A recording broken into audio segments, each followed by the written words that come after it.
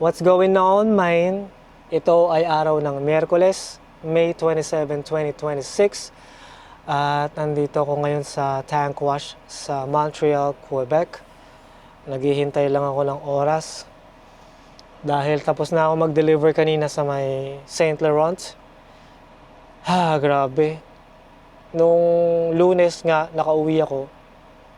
Anong oras ba ako nakauwi? Mga 2:30 na lang hapon.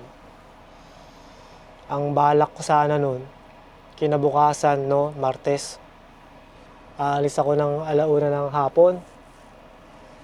Ang dami namang ginagawa sa bahay, tapos lumabas. So, madalit salita, nakauwi kami ng bahay, mga 1:30 ng hapon, ng Martes. Pagtingin ko sa Google Map, papunta ng yard namin, traffic. Yung 45-minute drive, naging 1 hour 25 minutes. So sabi ko, ayoko ng ganito.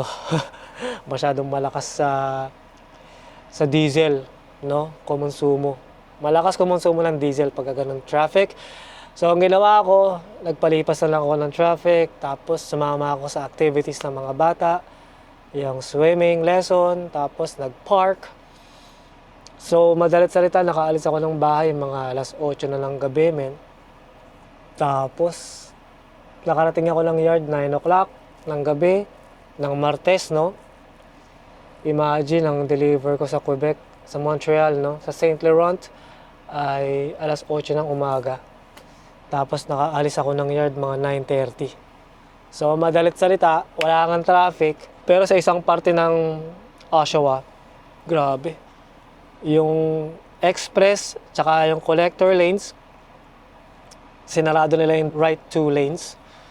So parang lahat ng sasakyan na funnel papunta sa left lane, doon lang nagka-traffic, siguro mga 9-10 minute delay lang naman. Pero ayos lang. So nakarating ako kanina sa customer, kaninang Miyerkules na, no? Miyerkules ng umaga. Nakarating ako doon ng 4:15 ng madaling araw. Grabe, pagoda ako noon. Toothbrush, hilamos, sabay humiga na. Nag-alarm ako ng 7:30 para syempre mag-check lang ng truck, tapos mag-check-in. Putik, siguro ang babaw lang ng tulog ko, parang gising ako mula 4:30. Ang lalim tuloy. Ang babaw lang ng tulog ko. So ang nangyari, 6:34 ng umaga, kumatok na yung customer. Kasi nga doon ako natulog sa may Gedli, sa harap ng customer, no? Sa gilid lang ng kalsada. Kumatok siya, putik. Hindi na ako nagbihis. Naka-boxer shorts lang ako, nakasando. Binuksan ko kayo yung bintana. Sabi sa akin ng customer, ready na raw siya mag-hook up sa ating trailer para i-unload. Sabi ko, okay. I'll be right over, sabi ko, no? Parang groggy pa ako nun. So nagbihis, pinaandar ko si Pete. Hindi na kailangan painitin kasi mainit pa siya. Dahil parang 2 oras pa lang siyang nakapatay ang makina, no? So mainit-init pa yung coolant tsaka yung oil temperature, and then pinaandar ko na. Ang ginawa ko lang naman sa mismong parada ko kanina, yung customer nasa kanan. So magbabaking ako doon sa driveway nila na napakaliit. Pero katapat nila, meron ding driveway. So ang ginawa ko lang, parang kumaliwa ako, pumasok ako dun sa driveway ng katapat nila, and then umatras ako sa driveway ng customer. And then yun na. Sabi niya, sige na, ako nang bahala dito. Pahinga ka sa truck, and then gigisingin kita, sabi niya. Pagtapos na, sabi niya, mga 1.5 oras. So anong oras yon? Mga 6:45 na yata yun. So, nag-hook up siya ng hose, tapos maraming cheche-bureche, no? So, madalit salita, nag-alarm ako ng mga 8:00 para lang safe. Mga hour and 15 minutes. Bumalik ako sa kama, hindi naman ako nakatulog dahil nga ina-anticipate mo na baka kakatok siya o naman. Wala pang 8:00, parang naramdaman ko na umuga na yung trailer kasi umakyat siya sa taas dahil pump ang ginamit nila. So, kailangan niya buksan yung dome lid ng ating trailer. So, nung naramdaman kong parang may umakyat nga, yun, tapos na kaagad. Wala pang 1 hour, 15 minutes. Tapos na yung buong proseso ng unloading and then groggy pa rin ako. Dumiretso na ako dito sa tank wash at nandito na ako ngayon sa tank wash. Binagsak ko na yung maruming trailer. Dumating ako dito siguro mga, anong oras ba yun? 9:30 ng umaga. Bilis lang, no? Biruin mo, alas 8 yung deliver. Pero 9:30 nandito na ako sa tank wash. Isang oras kalahati, parang ganon. Yung pagitan ng scheduled delivery saka sa pagdating ko dito sa tank wash. Considering na traffic sa Montreal, sa Highway 40 nila. Medyo na traffic ako, pero ang biyahe naman talaga mga 20-minute drive lang. Pero dahil na traffic, naging 40 minutes. So kahit nakasama ng traffic lahat-lahat, 9:30 nandito ko. Maaga ako nakarating ng tank wash. Dahil nga sa 6:30 pa lang kinatok na tayo ng ating customer. Pero ngayon, 9:30, nung binagsak ko na yung maruming trailer, binigyan ako ng load papunta ng Battle Creek, Michigan. Ang pickup niya ay bukas ng alas 7 ng umaga, live load, and i-deliver ko siya sa Biyernes. So bukas Huwebes ang pickup and then ang deliver ay sa Biyernes ng alas 7 ng umaga. So meron siyang 24-hour interval para i-deliver. Pero yung yung pickup ay sa bandang Boucherville. Ano pa rin, suburb pa rin ng Montreal. So mula doon sa Boucherville hanggang papunta sa Battle Creek, mga 11-hour drive pag kotse, no? Pero dahil truck, siguro mga 15 hours kasama yung traffic sa 401.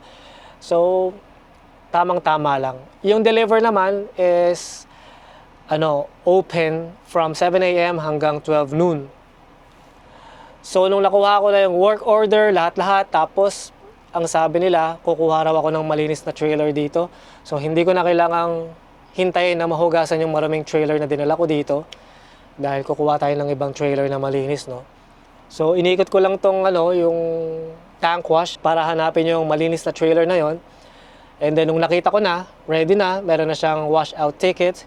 Pumunta na ako sa office para magpa-print ako ng work order tsaka ng manifest para makatawid ng border. And then, pagkatapos nun, tulog na ako, siguro mga 10 o'clock na yun or 10:30. O mga 10:30. Tulog na ako nun. Pero nagising ako sa gutom na mga alas 2:30. Paggising ko, kakain nga lang sana ako. May nakita akong email ni Mr. Dispatcher. Sabi niya sa akin, call me please. So tumawag ako sa kanya. Sabi niya, parang cancel raw yung load. Sabi niya, gawa raw ako ng yung papeles namin, yung billing para sa cancellation and then para babayaran ako ng cancellation fee. O, di ba, may bayad kahit na wala naman akong ginawa. Ang ginawa ko lang, nagpa-print, tsaka hinanap ko lang yung trailer na dadalhin natin. Pero, canceled, so, ayos lang, at least hindi ako nag-spend ng fuel, hindi ako nagpunta ng customer, hindi nadagdagan yung odometer natin dahil nga lumabas tayo ng tank wash. So, okay lang na kinancel nila ng ganito kaaga. At least walang damage. Hindi tayo nag-consume ng fuel ng sobra-sobra. Puwera na lang dun sa inikot natin yung yard. Konti lang naman yun. Pero anyway, gano'n na nga. Wala akong load ngayon. Naghihintay. Sabi niya, meron daw load papunta ng Toledo, Ohio. Pero titignan niya at i-confirm pa niya yung order. And then, papadala niya sa akin mamaya bago matapos yung araw na to. So ngayon, ang gagawin ko kakain muna tayo ng tanghalian, kasi nagugutom na ako. So, initin ko lang tong pagkain and then, kain na tayo, Gawin natin yan. Yun, so, ito na yung ating kakainin, Bam! So, meron tayong baked salmon na merong salt and pepper. Meron din tayong Chinese broccoli with garlic. Meron ding steam rice. Tsaka syempre, meron din tayong sausawan na bagong isda na pinigian ng lime. Bon appetit! Kain na tayo. Hindi na natin papatagalin to. Anong oras na ba? Alas 2:40 namin. Kainan na. Pero syempre, mananalangin muna tayo. In the name of the Father, and of the Son, and of the Holy Spirit. Amen. Panginoon, maraming salamat po sa biyayang pinagkakaloob mo sa akin, saka sa pamilya ko. Patuloy mo kaming biyayaan at maraming salamat po sa inyong blessings. Amen. In the name of the Father, and of the Son, and of the Holy Spirit. Amen. Bon appetit, man. Let's go! Ito yung magdadala ng pagkain natin ngayon, men. Bagoong isda. Tirahin natin to. You know.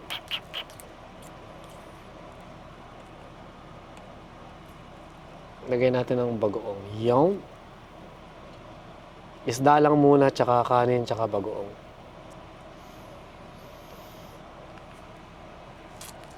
Cheers, man!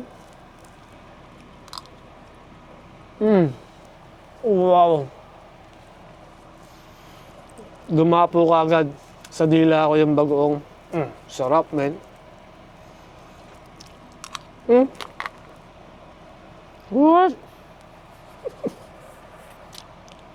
Yun ang di masarap, buhok. Sarap. Damihan pa natin ng isda.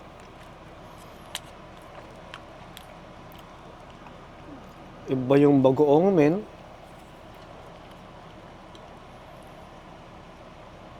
Mismo. Cheers ulit ng maayos. Yung walang kasamang buhok.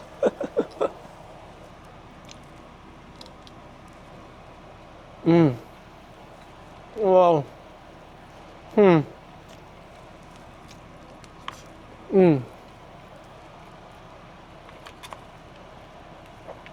Gulay naman, isda, tsaka kanin.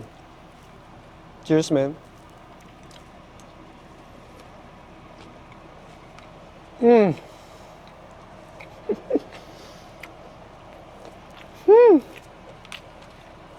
Ang sarap.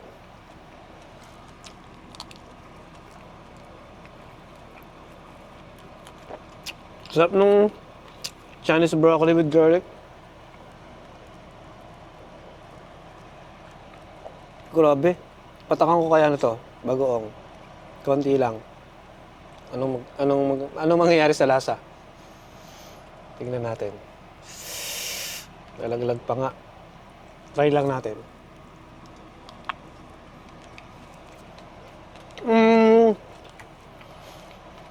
Mas okay yung wala. Kasi hindi na malasahan yung bawang.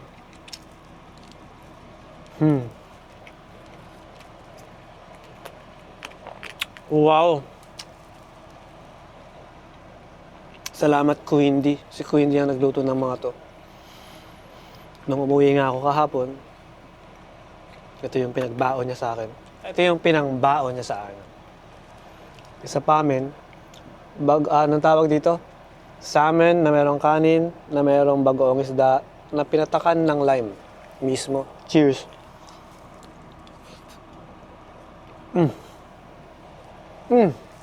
Wow!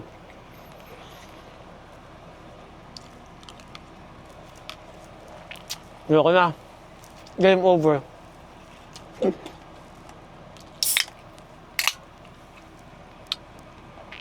Tapos may ganito. Cheers, man.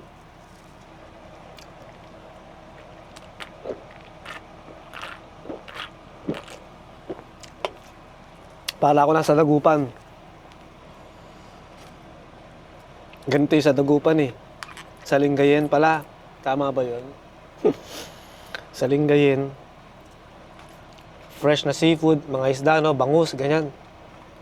Na meron kaming bagoong. Putik. Iniihaw yung bangus. Nilalagyan ng palaman sa belly. Oh. Tapos sa usawan namin, bagoong na may kamatis, na may kalamansi. Panalo yun, men. Parang ganito lang din yun.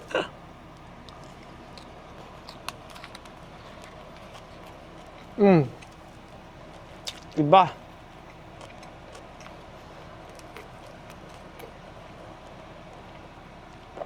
Sarap na salmon talaga. Walang tinik.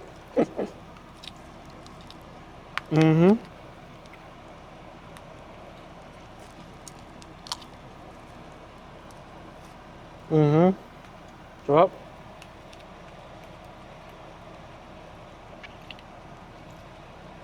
Sumobra.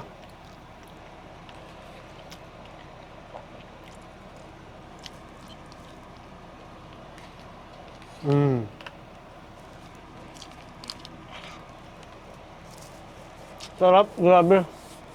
Sorry ah.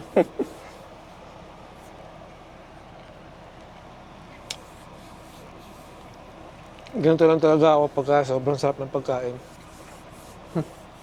Exaggerated.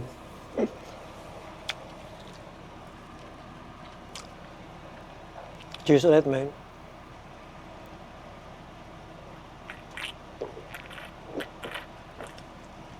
Wow. Dahan-dahan sa Coke, baka mabusog ka agad tayo eh.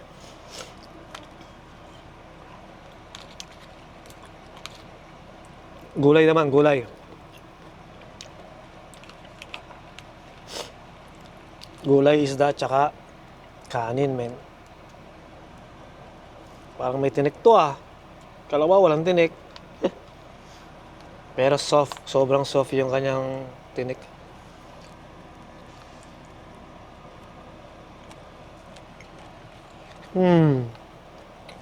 Wow. Hmm.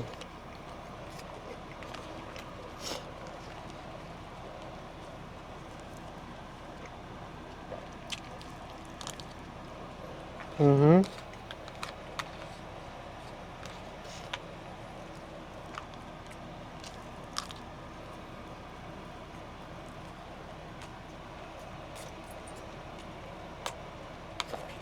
Sarap. Bubusog na ako ah. Dahil sa Coke. Mamaya ka na mag-Coke. Di naman kasi pwedeng hindi, men. Parang panulak agad, di ba? Parang ganun. Pero ubos na yung isang portion ng kanin natin. Dito na tayo sa pangalawang portion mismo.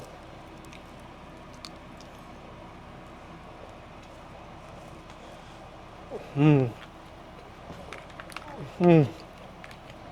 Iba. Mhm. Iba yan. Makita yung pantali ko eh. Iba yan.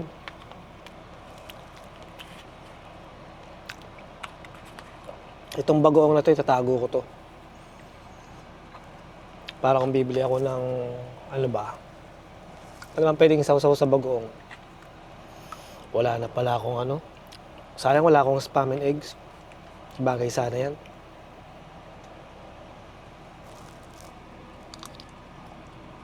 Mm.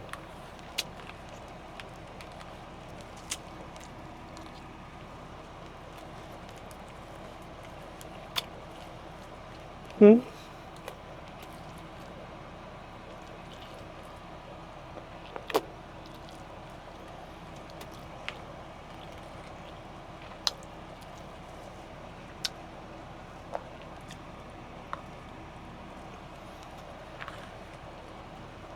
Sarap. Parang ang dami ah. Ang tagal maubos ah. Kaya yan. Hanggang bukas pa tayo dito sa ano, tank wash. Sigurado.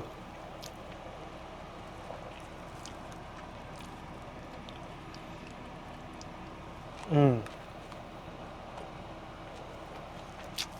Wow.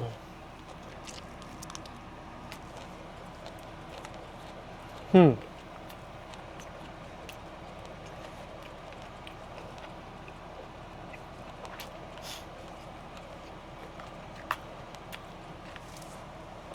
Teka. Inilangan ko na AC kasi medyo malamig na. Dito sa loob ng truck.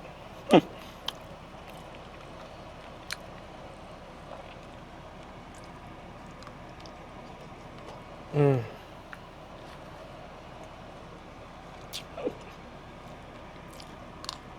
Sarap.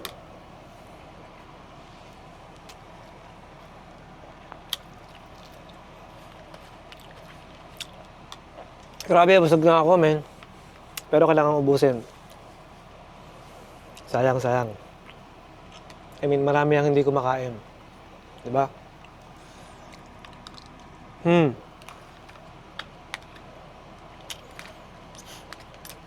Konti na lang.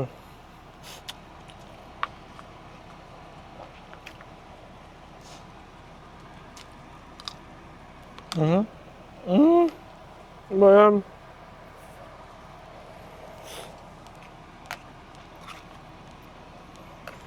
Last one, last one.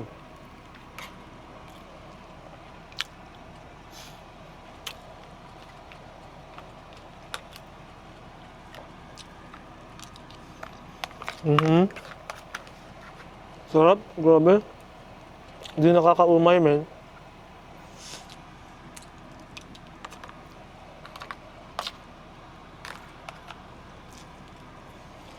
Panis! Thank you, Lord. Sarap.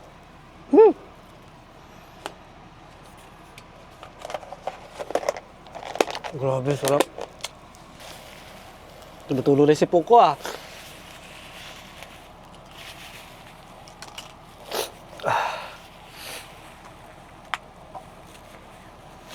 Takpan natin yung bagoong na yan. Baka magamit pa natin.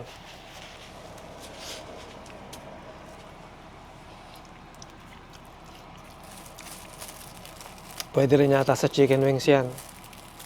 Diba? Ewan ko. Pero tatakpan ko siya ng, or babalutin ko siya ng cling wrap mismo. Parang ganyan, para kahit matapon, hindi siya mag-spill. Pero hindi naman siya natapon eh. Hindi naman siya natapon papunta dito sa Montreal.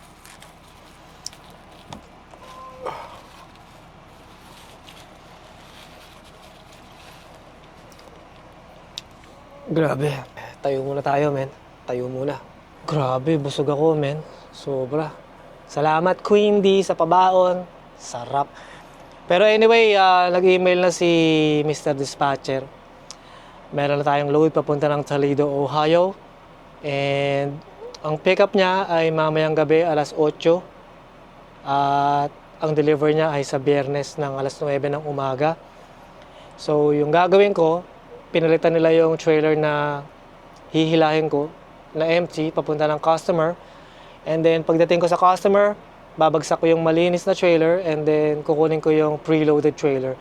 So yung alas 8 na yon, hindi naman kailangan alas 8 kung dumating doon. So siguro alis ako ng tank wash mga alas 8. Parang ganon, para walang traffic, kasi ngayon traffic pa ngayon dito sa Montreal, kaya tamang-tama lang yung alas 8. And then, pagkakuha ko ng trailer na yon, siguro matutulog na ako sa en route. Unang en route, lalabas lang ako ng Quebec. Balik ako ng Ontario dahil tatawid ako sa Port Huron sa may bandang Sarnia. And then, ganun na lang, men. Magpapahinga muna ako. Tulugan ko muna to dahil medyo puyat-puyat pa. Tapos, itutuloy ko na lang to Casbo, men. No, ganun na lang. So sa inyong lahat na sumama sa akin ngayong araw ng Miyerkules na to, May 27, 2026. Maraming salamat sa panahon at oras mo, men. Mag-iingat ka palagi and I'll see you tomorrow. Peace.